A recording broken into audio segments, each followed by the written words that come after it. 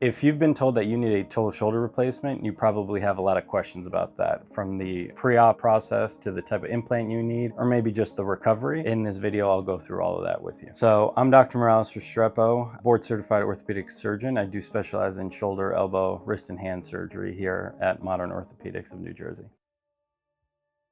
So a total shoulder arthroplasty is when we take the ball and socket and we replace it with plastic and metal. And that could be for a multitude of reasons. Most commonly it could be related to arthritis or a fracture. There's a couple different types of total shoulder replacements that we can perform, and we'll get into that a little bit later. Regardless of the total shoulder that is recommended for you, the goal primarily is to eliminate pain, and then as well as improve your ability to get your arm above your head and essentially regain quality of life.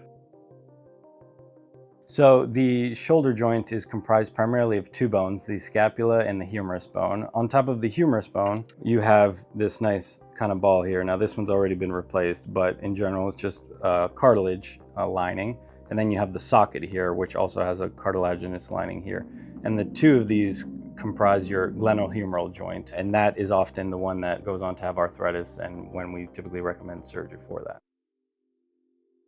There's two main reasons that people go on to need a shoulder replacement. Number one is pain. So if you have persistent pain that is not getting better with either rest, activity modification therapy, injections, etc., or if you lose your ability to bring your arm above head, and that is something that we can also manage with a total shoulder replacement. So if you come see one of us in the office and you do have pain and you have difficulty lifting your arm above your head, the first thing that we typically do, aside from an exam and history, is obtain a set of x-rays here in the office. Those x-rays are really important because they can tell us with a certain degree of certainty that you do or do not have shoulder arthritis as the primary cause of your pain. And the people that we tend to start leaning towards a shoulder replacement are those that we try conservative management extensively. We can try injections and other treatment modalities. And then those that have persistent dysfunction and that it is affecting their quality of life negatively, those people go on to be candidates for total shoulder replacement.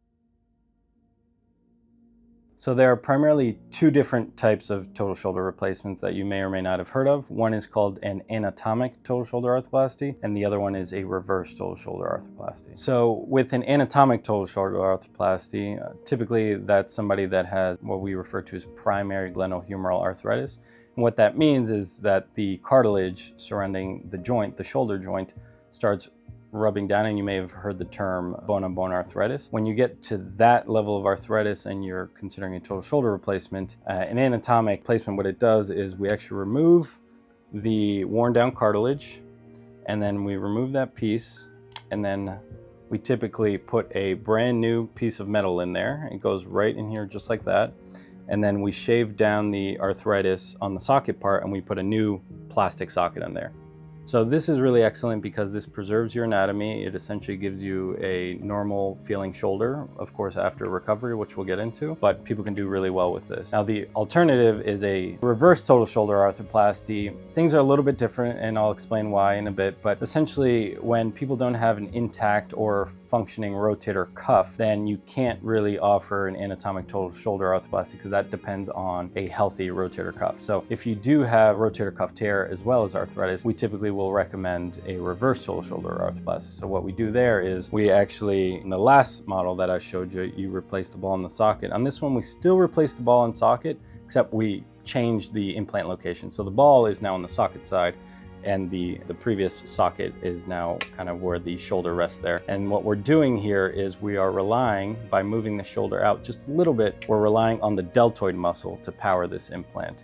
And this can be a really powerful procedure for those people that previously didn't have any options when they didn't have an intact rotator cuff. So when making that decision to undergo a total shoulder replacement, there's a few different ways that your surgeon can plan for the surgery. Here at Modern Orthopedic, we do have a little bit of a unique way where we actually take data from a CT scan that we get of your shoulder, we plug it into a system, and in that system it creates a 3D model, a reconstruction of your shoulder joint specifically. And then using some software, we essentially can create a total shoulder replacement and know exactly where the implant's going to sit, what size implant you're going to need. And this just allows for a more reproducible, good result for the patient, and allows us to put the implants exactly where we want to put them in the first place. So there's really no guesswork on day of surgery. So on the day of surgery for a total shoulder replacement, the first thing that you'll do is you show up to the hospital bright and early. You meet with the anesthesiologist. We typically recommend undergoing something called a nerve block, and that's when they inject some numbing medicine into the region of the shoulder. That way you're comfortable during the surgery as well as afterwards during the postoperative pain part of the recovery. After I meet with you in the preoperative waiting room, I see you back in the operating room. We position you on the table, you fall asleep, and then we essentially get to work. So the procedure itself, you end up with a small scar right here, right over the shoulder. We make an incision down to get down to that shoulder joint, and then we remove the diseased cartilage, all the arthritis. We put the new implants in. It takes, the total procedure time can take anywhere from about 1 to 2 hours. Just depends on a multitude of factors, such as just complexity of how bad your arthritis is, or in some cases, things are pretty straightforward. After that, you wake up in the recovery room, you have a sling on, and then all of my patients, well, almost all of my patients will end up going home that same day after a short stay in the recovery suite.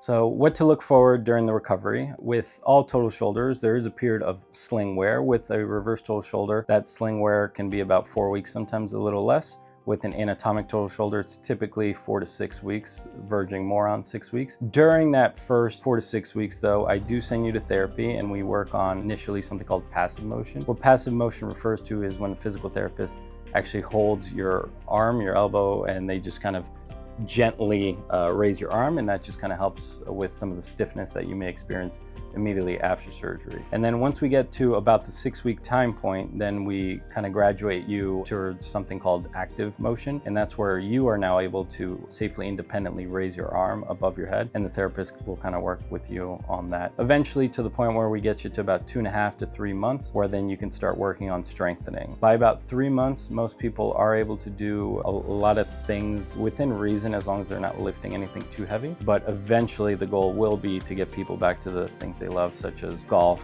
pickleball, or whatever other activities you may enjoy doing. The success rate after a total shoulder replacement in the right candidate can be well over 90%. Most of my patients, if not all, have experienced significant improvement in their pain as well as their day-to-day function. So a lot of this really does stem or go back towards patient selection. A recent patient of mine, just to give you an example, had a pretty typical shoulder arthritis. We went through the options in terms of anatomic versus reverse total shoulder arthroplasty. After a long discussion, trying to figure out what their goals are and what their x-rays and CT scan data showed, we ended up going with a reverse shoulder arthroplasty, and she did very well. And ultimately, by between about 4 or 5 months, she ended up going back to yoga, Pilates, pain-free, able to lift her arm above her head, no issues at all. That ends up being kind of the more typical patient experience, that once you get beyond 4 months, people are able to get back to life, to the things that they enjoyed doing. If you find that shoulder pain is limiting you and conservative management has